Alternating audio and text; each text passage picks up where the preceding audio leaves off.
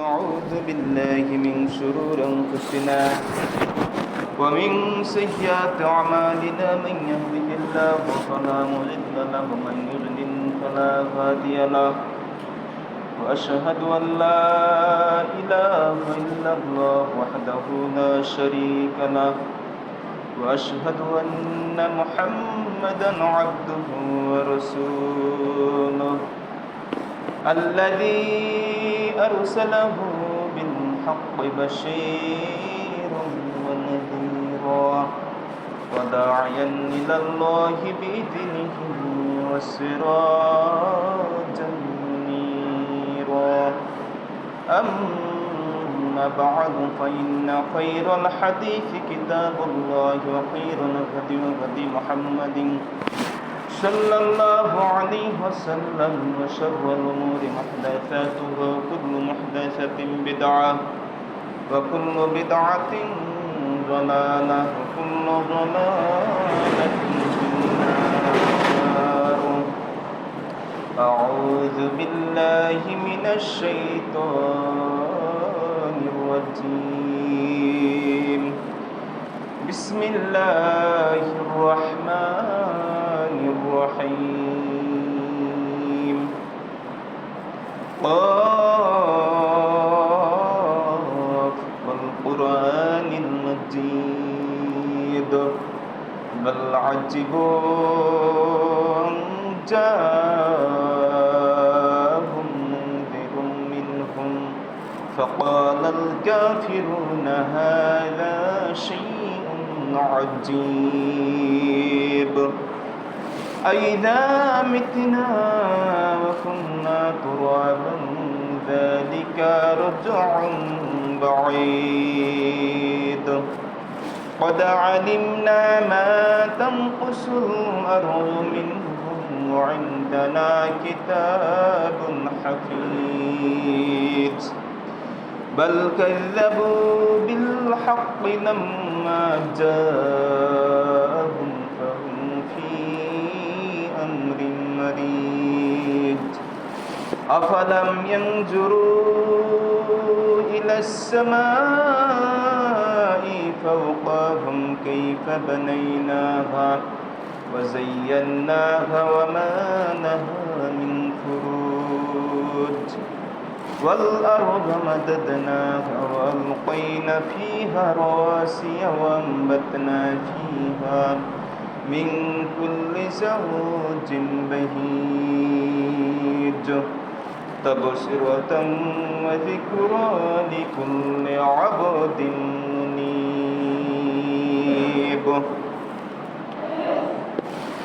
فقال الله تعالى في سورة البقرة أعوذ بالله من الشيطان الرجيم. يا أيها الذين آمنوا استعينوا بالصبر والصلاة إن الله مع الصابرين ولا تقولوا لمن يقتل في سبيل الله أموات بل أحياء ولكن لا تشعرون ولنبلونكم بشيء من الخوف والجوع ونقص من الأموال والأنفس والثمرات وبشر الصابرين الذين إذا أصابتهم مصيبة قالوا إنا لله وإنا إليه راجعون. فقال الله تعالى في شأن محمد صلى الله عليه وسلم إن الله وملائكته يصلون على النبي يا أيها الذين آمنوا صلوا عليه وسلموا تسليما. اللهم صل على محمد وعلى آل محمد كما صليت على إبراهيم وعلى آل إبراهيم إنك حميد مجيد اللهم بارك على محمد وعلى آل محمد كما باركت على إبراهيم وعلى آل إبراهيم إنك حميد مجيد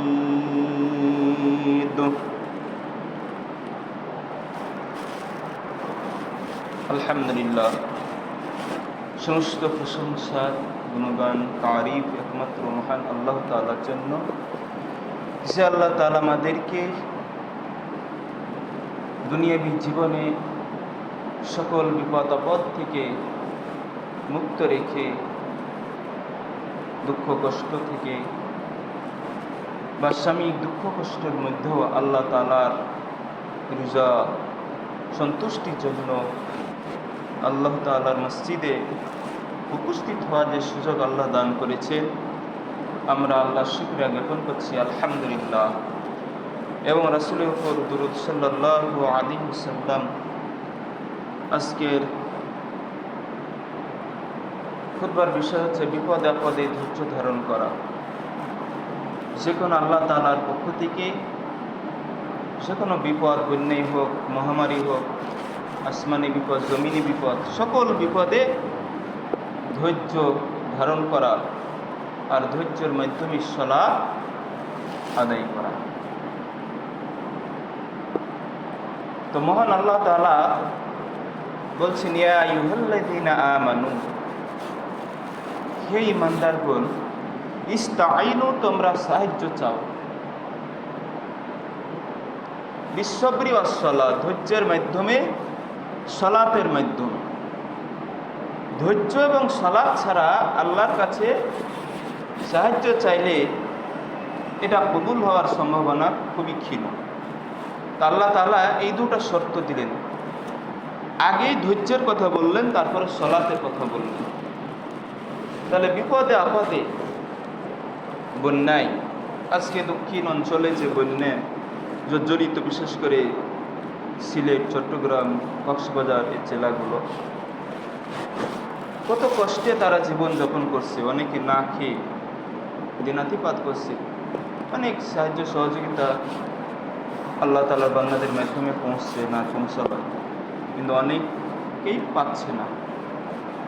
অনেকেই তার আগেই এই দুনিয়া থেকে না খেয়ে বা যেভাবে হোক আল্লাহ তাআলা তাদেরকে নিয়েছে। লাশগুলোকে দাফন করারও সুযোগ হচ্ছে না, বিভিন্নভাবে ভাসিয়ে দেওয়া হচ্ছে। এই যে বিপদ আপদের মধ্যে মানুষ পতিত হয়, এগুলো কেন হয়? আল্লাহ যেমন বলছেন যে তোমাদের নিজেদের দুই হাতের কৃতকর্মের ফলে এই বিপদগুলো আসে। আসলে বিপদ মানুষের পাপের ফলও বটে হয়। আজকে যে জামানায় মানুষ বিপদে পতিত, আবার একই অঞ্চলে দেখেন বৃষ্টিতে ভিজে ভিজে কাফেরদের, ইহুদি খ্রিস্টানদের খেলা দেখে, আবার তাদের খেলা দেখে তারা আনন্দ উল্লাসে ফেটে পড়ে। আবার তাদেরই কিছু অংশ আবার ফিলিস্তিনের পক্ষে খুব জিহাদের ডাক দেয়, কিন্তু তাদেরই সন্তানরা বা তাদেরই বংশধররা আবার ওই ফিলিস্তিনিদের শত্রুদের খেলা দেখে। যেই আর্জেন্টিনা সরকার ঘোষণা দিয়েছে যে এই খেলাতে যতগুলো ইনকাম হবে, টাকা পাওয়া যাবে, এগুলো ইসরায়েলের জনগণ, শিশুদের জন্য ব্যয় করা হবে। অথচ এই যে অন্ধ অনুকরণের মাধ্যমে সে সমস্ত কাফিরদের খেলাগুলোকে আমরা সাপোর্ট করি। শুধু সাপোর্টও নয়, কোটি কোটি, লক্ষ লক্ষ টাকাও খরচ করা হয় তাদের খেলাগুলোকে দেখার জন্য। অথচ এই সময় মানুষ বিপদে পড়ে আছে।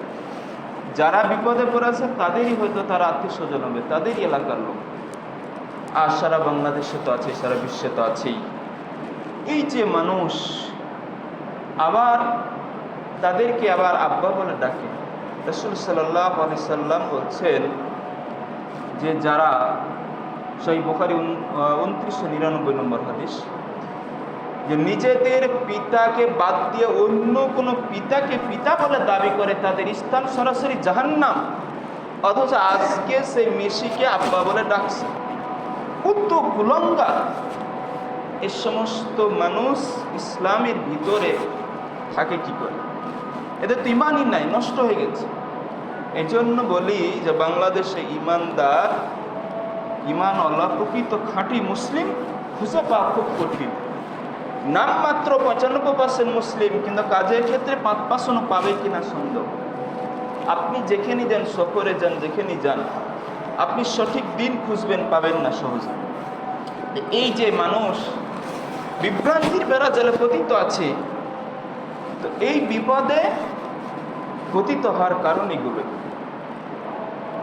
যখন বিপদে পড়ে তখন তার আল্লাহকে ডাকে, বিপদ থেকে উদ্ধার হওয়ার পরে আল্লাহ তাআলা বলেন সূরা কাহফের ভিতরে, তারা তখন ওই সমস্ত লোকদের গুণগান করে বা ওই সমস্ত পদার্থের গুণগান করে যে কারণে আমরা উদ্ধার হয়েছি। মানে আল্লাহর সাথে শরীক সাব্যস্ত করে দেয়। অথচ পৃথিবীর মধ্যে সবচেয়ে ভয়ঙ্কর অপরাধ, ভয়ঙ্কর পাপ হচ্ছে শিরক করা। আর শিরকু বিল্লাহ, আল্লাহর সাথে শিরক স্থাপন করা।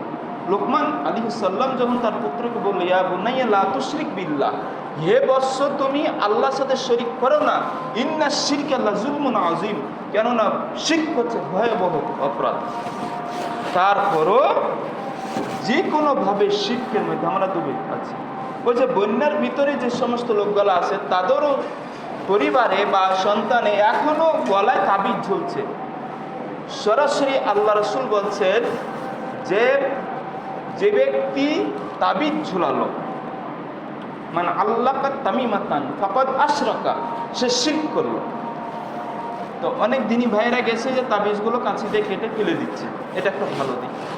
তো আসলে এই যে শিরকের মধ্যে ডুবে আছে, এই যে অতগুলো অপরাধ, বিশেষ করে উত্তরবঙ্গে যে শিরক আছে তার চেয়ে দক্ষিণবঙ্গের শিরকের আস্থান আরও বেশি তুলনামূলকভাবে। কারণ ওই এলাকায় তাওহীদের দাওয়াত, ইমানের দাওয়াত খুবই কমই।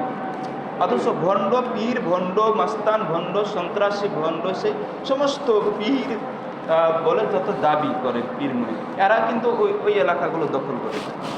সম্মানিত মুসল্লিগণ, তাহলে আমাদের ইমানি দায়িত্ব হলো শিরক থেকে বেঁচে থাকতে হবে 1 নম্বরে। তারপরে বড় বড় যেগুলো অপরাধ, জাদুটোনা করা, মিথ্যা বলা, চুগলখড়ি করা, একে অপরের গোয়েন্দাগিরি করা, সন্তানগুলোকে হত্যা করা, সতী সাদী নারীকে মিথ্যা প্রবাদ দেওয়া, এই সমস্ত অপরাধ থেকে অবশ্যই আমাদের বেঁচে থাকা ইমানি দায়িত্ব। পাপের শাস্তিগুলো এমনিতে আসে না, এবং আল্লাহ তাআলা সহজে শাস্তি দেন না।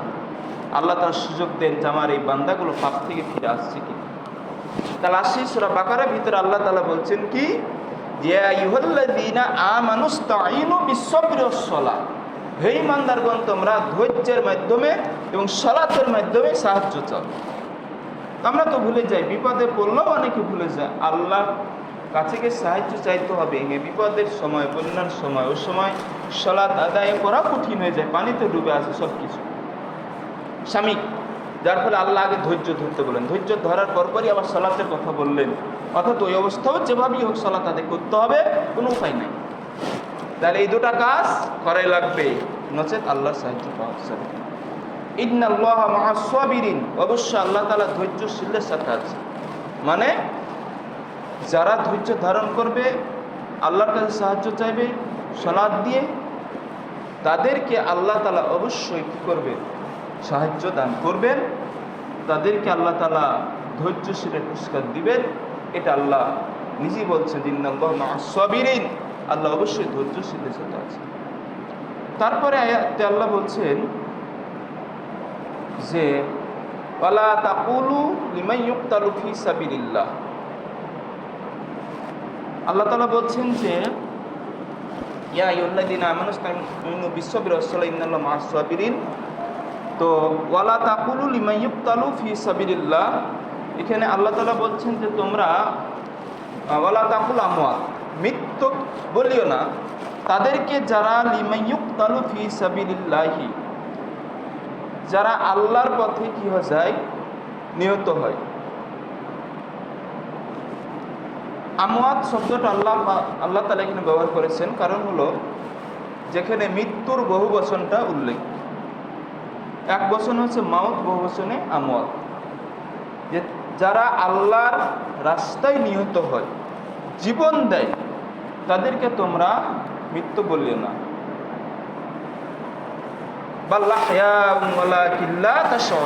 বরং তারা জীবিত, কিন্তু তোমরা বুঝো না। তাহলে ওমর, উসমান, আলী, হামজা, আব্বাস, খুবাইব, খাব্বাব, সুমাইয়া, এইভাবে যারা দ্বীনের জন্য জীবন উৎসর্গ করে গেছে, কাফেরদের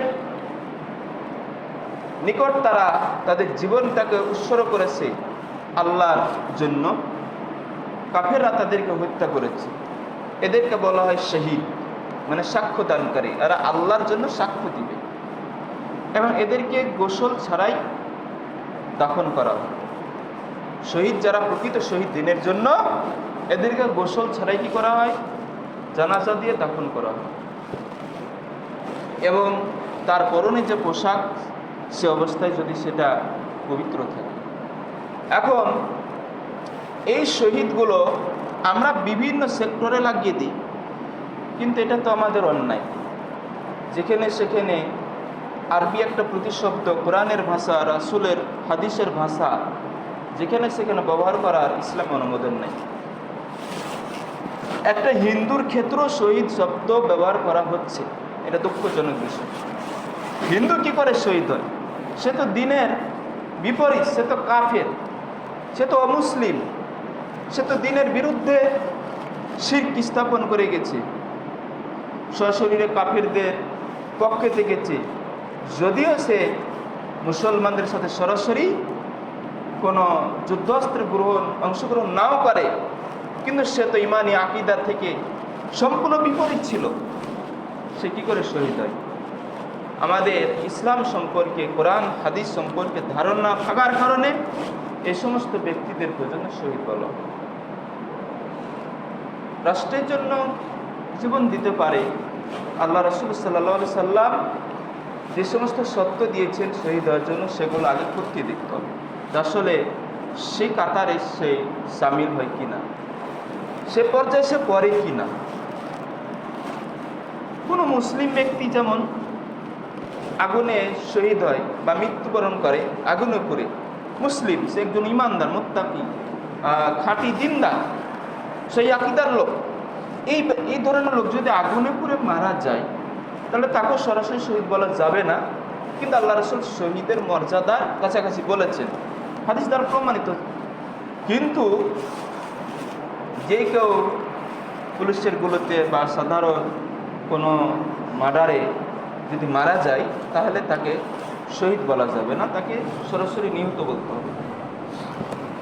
এখন যারা আসলেই 5ই আগস্ট যারা জীবন দিয়েছে, যে সমস্ত ছাত্ররা, তাদের মধ্যে যারা মুসলিম ছিল, শুধু মুসলিম, তাদের ক্ষেত্রে আমরা বলতে পারি, তাদের জন্য আমরা এইভাবে দোয়া করি, আল্লাহ যেন আসলে তারা যদি ঈমান নিয়ে দুনিয়া থেকে যেতে পারে, আল্লাহ যেন তাদের অতীতে যত শিরকি, যত রকম গুনাহ করেছে, আল্লাহ যেন মাফ করে, ক্ষমা করে।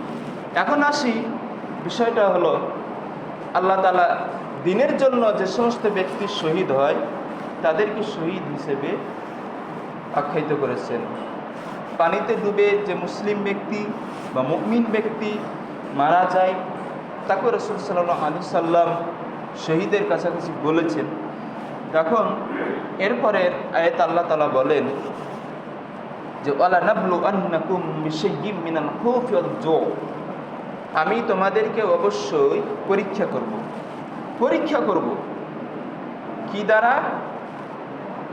তোমাদেরকে খৌফ দ্বারা, ভীতি দ্বারা, আর ক্ষুধা দ্বারা পরীক্ষা করব, আর কিছু ফলমূল দ্বারা পরীক্ষা করব।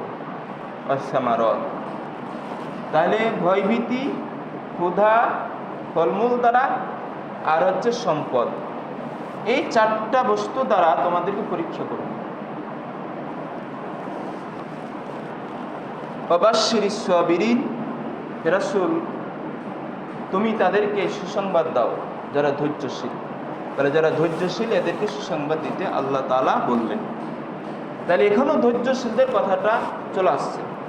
তাহলে বিপদ আপদে ধৈর্য ধারণ করতে হবে, আল্লাহর উপর তাওয়াক্কুল করতে হবে, এই ছাড়া কোনো উপায় নাই। বিপদ যত বড়ই হোক, যত কঠিন হোক আর যতই ছোট হোক, সর্বাবস্থায় আল্লাহর কাছে সাহায্য চাইতে হবে, আল্লাহর উপর তাওয়াক্কুল করতে হবে, আল্লাহর কাছেই সব কিছু করতে হবে। কোনো ওয়াপাদত্ত কাফির মুশরিকদের কাছে নয়, মানুষের কাছে সাহায্য চাওয়া তো দূরের কথা, একমাত্র আল্লাহর কাছে সাহায্য চেয়ে আমাদেরকে বিপদ আপদ থেকে মুক্তি পাওয়ার জন্য বলতে হবে। এটাই আল্লাহ তাআলার পক্ষ থেকে শিক্ষা। মহান আল্লাহ তাআলা আমাদেরকে সেই শিক্ষা গ্রহণ করার তৌফিক দান করুন।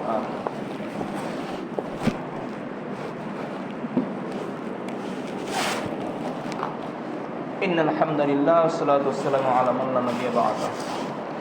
আউযু বিল্লাহি মিনাশ শাইতানির রাজীম। আল্লাযীনা ইযা আসাবাতহুম মুসিবা ক্বালু ইন্না লিল্লাহি ওয়া ইন্না ইলাইহি রাজিউন।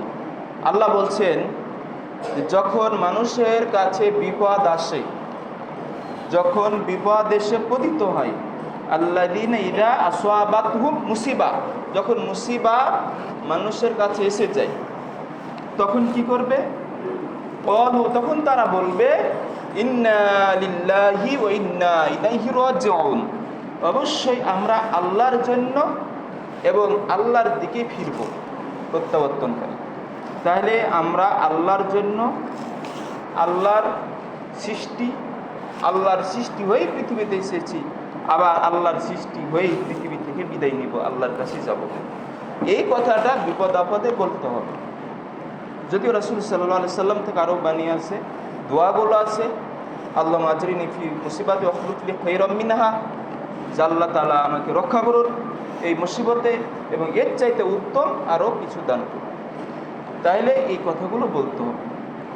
বিপদে আল্লাহর পরীক্ষা আসার জন্য আপনি আলহামদুলিল্লাহ পর্যন্ত বলতে পারেন, কারণ এটা আল্লাহর শুকরিয়া যে আল্লাহ আমাকে ভালোবাসে বলেই আমার উপর বিপদ দিয়েছে, আর মুমিনদেরকে বেশি আল্লাহ তাআলা বিপদ দেন, এটাই সত্য। এই জন্য আমাদেরকে বিপদে আপদে ধৈর্য হারা হলে চলবে না। সব সময় কাফিরদেরকে পরাস্ত করার জন্য, কাফিরদের বিরুদ্ধে আমাদের থাকতে হবে, সোচ্চার হতে হবে। মুমিনদেরকে সব সময় বিপদ আপদে ধৈর্য ধারণ করে চলতে হবে, আল্লাহর উপর ভরসা করতে হবে, আল্লাহর উপর তাওয়াক্কুল করতে হবে। এটাই হচ্ছে মুমিনদের বৈশিষ্ট্য। আল্লাহ তাআলা পরে সেই ঘোষণাটা আরও দিয়েছেন যে উলাইকা হুম আলাইহিম সালাওয়াতুম মির রাব্বিহিম ওয়া রাহমা, তাদের উপর আল্লাহর রহমত, আল্লাহর পক্ষ থেকে, তাদের রবের পক্ষ থেকে রহমত এবং দয়া বর্ষিত হবে। ওয়া উলাইকা হুমুল মুহতাদুন, আর এরাই হচ্ছে সঠিক দিন বা হেদায়েত প্রাপ্ত, সঠিক রাস্তা তারা পায়।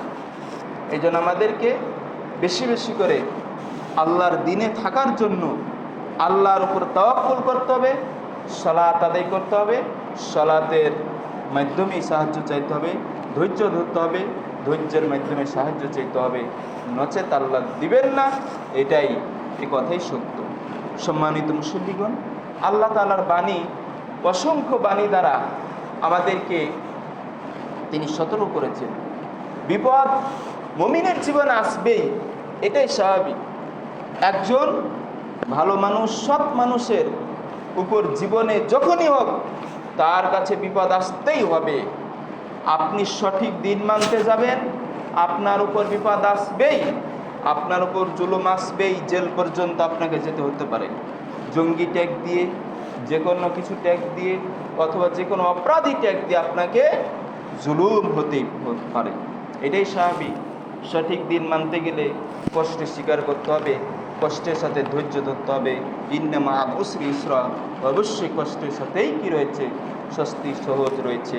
এই সহজলভ্যতা অর্জন করার জন্য, আল্লাহ তাআলার সেই ফল লাভ করার জন্য, ইমানের তাকিদ বৃদ্ধির জন্য আমাদেরকে সচেষ্ট থাকতে হবে। দুনিয়ামুখী হয়ে আমাদেরকে দুনিয়ার উপর ভরসা করলে চলবে না, আখিরাতমুখী হতে হবে। আল্লাহর উপর ভরসা করে আমাদের এই জীবনটাকে সচল রাখতে হবে। আমাদের ভিতরে ইঞ্জিন পথটাকে অতিবাহিত করতে হবে। কোনো মানুষের মুখাপেক্ষি হওয়া যাবে না, কোনো মানুষের দ্বারস্থ হওয়া মোটেই চলবে না। বিশেষ করে শিরকের পর্যায়ে যে কাজগুলো হয় সেক্ষেত্রে যাওয়া যাবে না। তাবিজ যেমন একটা শিরক, তেমনই ভাবে কোনো মানুষের কাছে মাথা নতাও করো শিরক। এইভাবে ভয়াবহ আকার ধারণ করেছে। গোপনে অনেকগুলো শিরক রয়েছে। কথায় কথায় যেগুলো হয় যে মানুষ এই কাজ করলে এই কাজ হয়, এটা করলে অমুক হয়, ওটা করলে অমুক হয়, এইভাবে যে কথাগুলো সমাজে প্রচারিত আছে এগুলো সবই শিরকের অন্তর্ভুক্ত। কিন্তু তাবিজ আর আল্লাহ ছাড়া অন্য কারো কাছে মাথা নত, এগুলো হচ্ছে শিরক আকবার, সবচেয়ে ভয়ঙ্কর বড় শিরক। এর কাছে মোটেই যাওয়া যাবে না। আমাদেরকে সন্তানদেরকে লোকমান হিকমের মতো উচ্ছেদ করে যেতে হবে, হে আমার প্রিয় বৎস, তুমি শিরক করো না, কারণ শিরক হচ্ছে বড় অন্যায় জুলুম। এ থেকে তুমি অবশ্যই সতর্ক থাকবে। কারণ অন্যান্য পাপ আল্লাহ ইচ্ছা করলে তাওবার মাধ্যমে ক্ষমা করতে পারেন। শিরক কেমন ভয়াবহ অপরাধ, তাওবা করলেও ক্ষমা ভাবে এরকম গ্যারান্টি দেওয়া যাবে না। এই জন্য শিরকটা ছোট হোক বড় হোক, কোনো শিরককে আমরা প্রশ্রয় দিব না। শিরকের সমস্ত শিকড় পর্যন্ত উপরে ফেলতে হবে। সমাজে শিরক দেখলে সেগুলো আমাদেরকে যথাযোগ্য সামর্থ্য অনুযায়ী প্রতিবাদ চালিয়ে যেতে হবে। শিরকের ভয়াবহ অপরাধ মানুষের আমলগুলোকে তছনছ করে দেয়, নষ্ট করে দেয়, ছাই করে দেয়। এগুলো আমাদেরকে সচেতন হতে হবে। মহান আল্লাহ যেন আমাদের সকলকে কবুল করেন, আমাদেরকে দিনের পথে সঠিক বুঝ দিয়ে আমাদেরকে ইমানকে